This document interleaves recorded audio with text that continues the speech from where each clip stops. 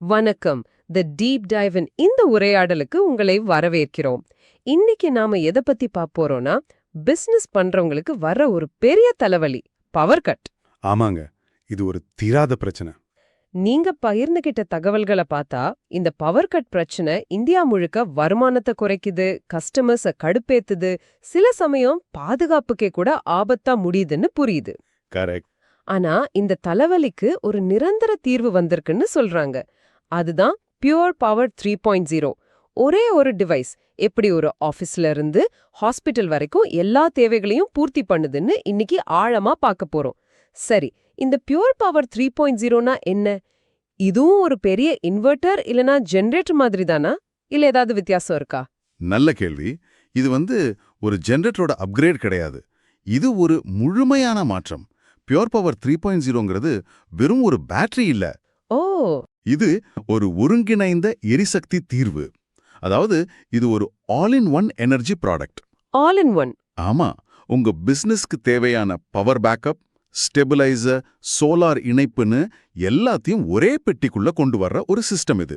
டெக்னிக்கலா சொல்லணும்னா இதுல 30 kilowatt hour lithium ion battery இருக்கு. ஆனா அந்த நம்பர் முக்கியம் அல்ல.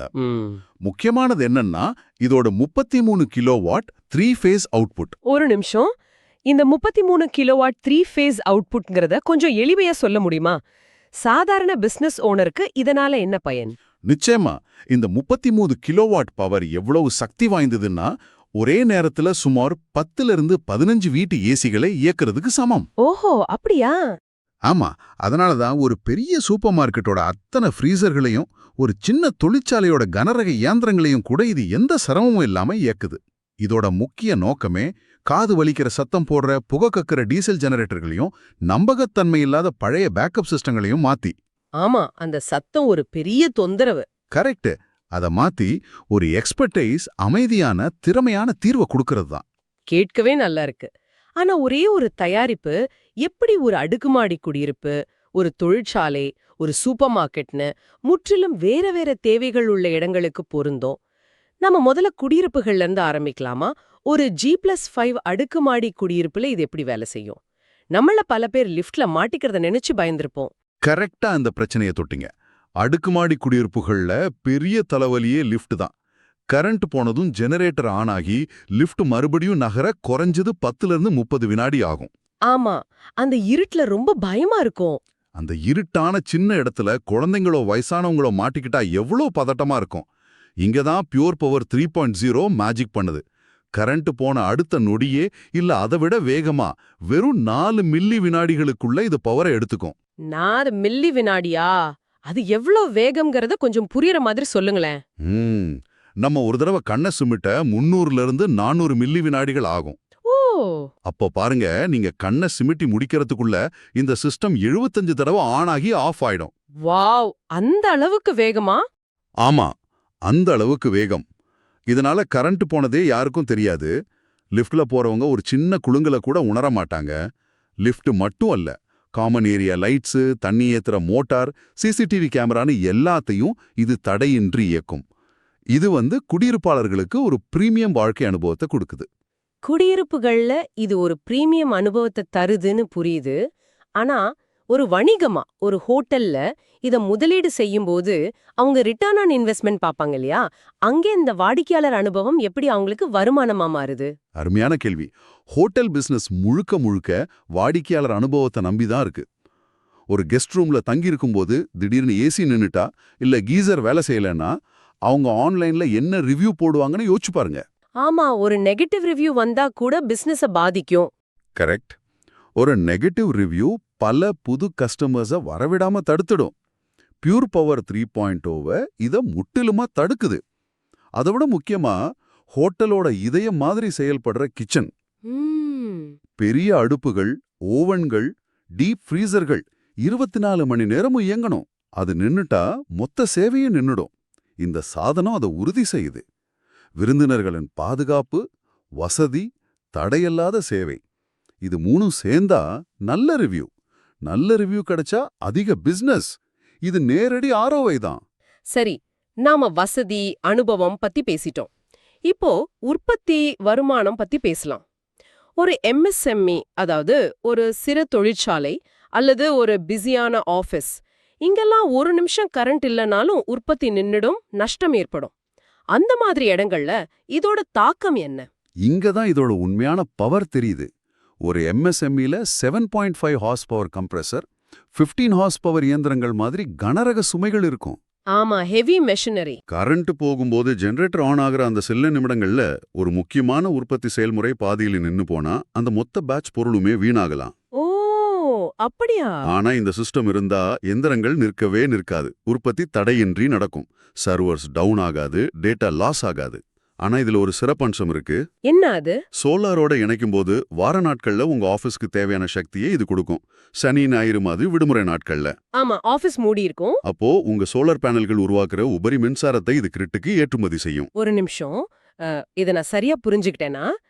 என் ஆபீஸ் சனி ஞாயிறுகள்ல மூடப்பட்டிருந்தா என் சோலார் பேனல்கள் உருவாக்குற மின்சாரம் வீணாவதற்கு பதிலா நான் அதை வித்து பணம் சம்பாதிக்க முடியுமா? எக்ஸாக்ட்லி, நீங்க சரியா புரிஞ்சுக்கிட்டீங்க.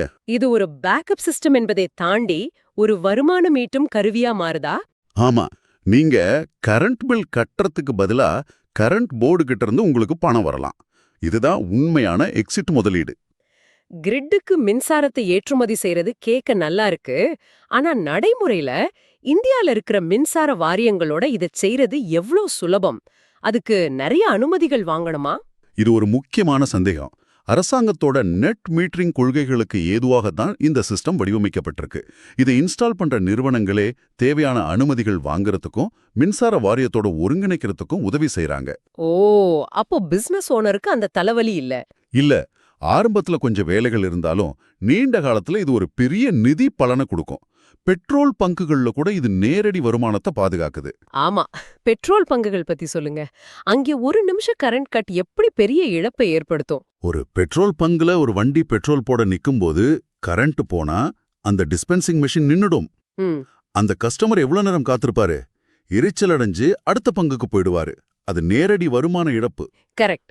பியூர் பவர் 3.0 ஒரே நேரத்துல 16லிருந்து 24 ஃபில்லிங் மெஷின்களை ஒரு நொடி கூட தாமதம் இல்லாம இயங்க வைக்கும். இன்னொரு விஷயம், பல பங்குகள்ல ஏற்கனவே டீசல் ஜெனரேட்டர் இருக்கும். ஆமா, அதை தூக்கி போடணுமான்னு கேட்பாங்க.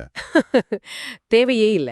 இந்த சாதனம் அந்த பழைய ஜெனரேட்டரோட தானாகவே ஒருங்கிணைந்து செயல்படும். ஆட்டோமேட்டிக் சிங்க்ரோனைசேஷன். ஓஹோ, அதனால பழைய முதலீடும் வீணாகாது, புதிய தொழில்நுட்பத்தோட நன்மைகளும் கிடைக்கும். இது ரொம்ப சுவாரஸ்யமா இருக்கு. ஆனா நாம் இப்போ பேச போற இடங்கள்ல பவர் கட்டுங்கிறது வெறும் வசதி குறைவோ பண நஷ்டமோ இல்ல. அது உயிர் சம்பந்தப்பட்ட விஷயம். நான் மருத்துவமனைகளை பத்தி கேக்குறேன்.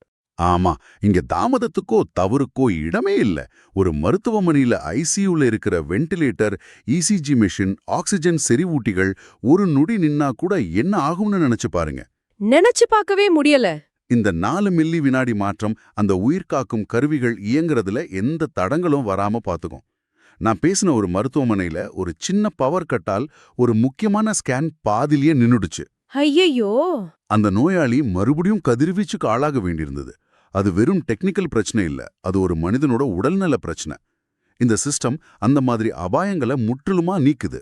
மருத்துவமனைகள் மாதிரி இன்னொரு அதிக நஷ்டம் வர வாய்ப்புள்ள இடம் சூப்பர் மார்க்கெட். லட்சக்கணக்கான ரூபாய் மதிப்புள்ள பால், இறைச்சி, ஐஸ்கிரீம் எல்லாம் இருக்கும். அங்க இது எப்படி உதவுது? ஒரு சூப்பர் மார்க்கெட் உரிமையாளர் சொன்னார், ஒரு முறை ஒரு பெரிய பண்டிகை நாள்ல கரண்ட் போய் அவரோட எல்லா ஐஸ்கிரீம் ஃப்ரீசர்களும் உருகிடுச்சு. ஓ, பெரிய நஷ்டம். அன்னைக்கு மட்டும் அவருக்கு 2 லட்சம் ரூபாய் நஷ்டம். இனிய வியாபாரத்துல அப்படி ஒரு நாள் வரவே கூடாதுன்னு சொல்லித்தான் இந்த சிஸ்டத்தை இன்ஸ்டால் பண்றார். இந்த சாதனம் பெரிய குளிரொட்டிகள், ஃப்ரீசர்ஸ் தொடர்ந்து இயங்குறத உறுதி செய்யுது. அதோட பில்லிங் கவுண்டர்கள் நிற்காது. கஸ்டமர்ஸ் ஏசி வெளிச்சத்துல வசதியா ஷாப்பிங் பண்ணுவாங்க. கரெக்ட். கரண்ட் போச்சுன்னு கடையை மூட வேண்டிய அவசியம் இருக்காது. விற்பனை தொடர்ந்து நடக்கும். ஆமா, ஓகே, இதெல்லாமே கேட்க ரொம்ப நல்லா இருக்கு.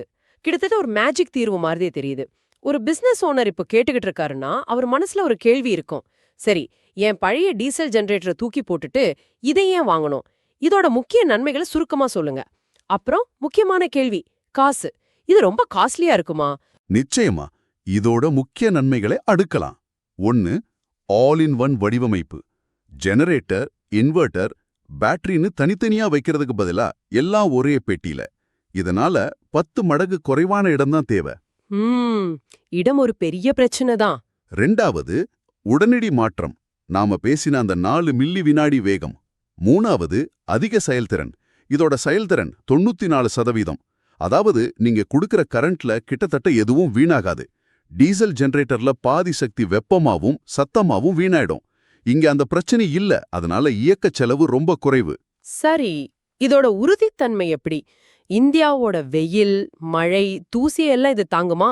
IP65 ரேட்டட் அப்படின்னு சொன்னீங்க. சாதாரண மக்களுக்கு அதோட அர்த்தம் என்ன? நல்ல கேள்வி. IP65னா இந்த சாதனம் தூசி உள்ளே போகாதபடி முழுமையா பாதுகாக்கப்பட்டிருக்கு. மேலும் எந்த பக்கத்திலிருந்து தண்ணிய பீச்சி அடிச்சாலும் தாங்கும்.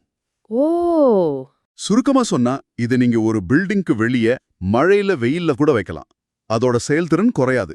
இது இந்திய சூழலுக்காகவே செய்யப்பட்ட கடினமான வடிவமைப்பு. ஓகே. அடுத்தது ஸ்மார்ட் கட்டுப்பாடு. அதாவது நான் ஊர்ல இல்லனா கூட என் போன்லயே என் கடையில பவர் எப்படி இருக்குன்னு பார்க்கலாமா? அதேதான். இதுல AI இயக்கப்பட்ட கிளவுட் கண்காணிப்பு இருக்கு. உங்க போன்லயே இந்த டிவைஸ் எப்படி வேலை செய்யுது, பேட்டரியில எவ்வளோ சார்ஜ் இருக்கு, சோலார்ல இருந்து எவ்வளோ பவர் வருதுன்னு எல்லாத்தையும் பார்க்கலாம்.